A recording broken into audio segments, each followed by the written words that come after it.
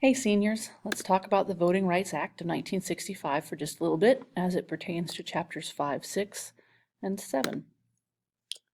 The Voting Rights Act of 1965 was a landmark piece of legislation enacted by the U.S. government aimed at ending discrimination at the voting polls. President Lyndon B. Johnson signed the legislation into law on August 6, 1965. Section 2 of the Act, which closely followed the language of the 15th Amendment, applied a nationwide prohibition against the denial or abridgment of the right to vote.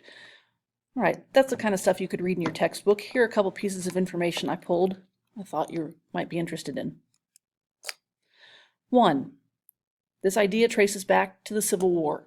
The 14th and 15th Amendments were passed after the Civil War in order to protect the voting rights of newly freed slaves. However, after a century of that, African American citizens' voting rights were still being circumvented. You guys learned about Jim Crow laws. They were preventing black people from voting by imposing literacy tests, poll taxes, property ownership requirements, moral character tests, document interpretation tests, and ancestral barriers. If you get a second, you might want to check out what a literacy test looked like. Okay. Some of them were pretty easy, but given the lack of education from newly freed slaves, they were very difficult. As freed slaves got more educated, the literacy tests got harder. 2. Selma, Alabama set the act into motion. On March 7, 1965, a group of African Americans marched into Selma, Alabama as peaceful protesters against voter suppression. But the marchers were attacked by state troopers in what became known as Bloody Sunday. You can see the top picture is them coming over the Edmund Pettus Bridge. That's Martin Luther King and his wife, John Lewis, who serves in our Senate still today.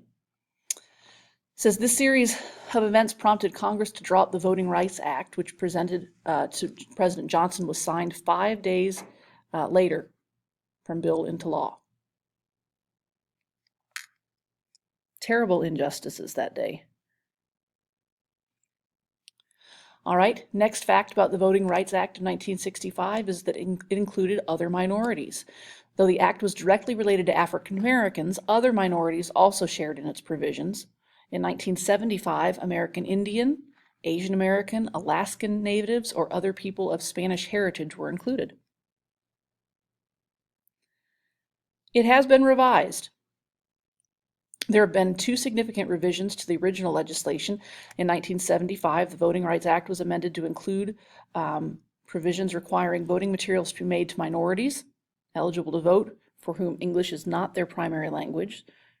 We'll talk about that in class. If you live in an area that has 5, 10, 15% of your area as a minority, Spanish, Chinese, whatever, ballots have to be printed in those languages. A second amendment to the act was added in 1982, providing that voting assistance for voters who are blind, disabled, or illiterate. You'll notice when you go into the voting booth, not only will it have Donald Trump or Hillary Clinton or Barack Obama's name and political affiliation, but there will also be a picture. There's still controversy today. A new controversy has arisen with the requirement of certain states that voters present a valid photo ID in order to vote. Those in favor of this say it's a great check against voter fraud. Those against it claim that the measures infringe on voters' rights. According to ProPublica, which is a pretty good source, it says voting rights advocate that statutes limit early voting and registration, require voters to show photo ID, and purge voter rolls still disproportionately affected the poor and minority voters. That's a new one. That's a controversy that you hear a lot about. Should they have them? Should they not? Would a library card work? Everybody's seeing McLovin, right? If you want to know more information, you can check with me in class. You can read some more in the book, or there's the article that I read to you from. We'll talk about this more. This is a very important piece of legislation. Be ready for a quiz.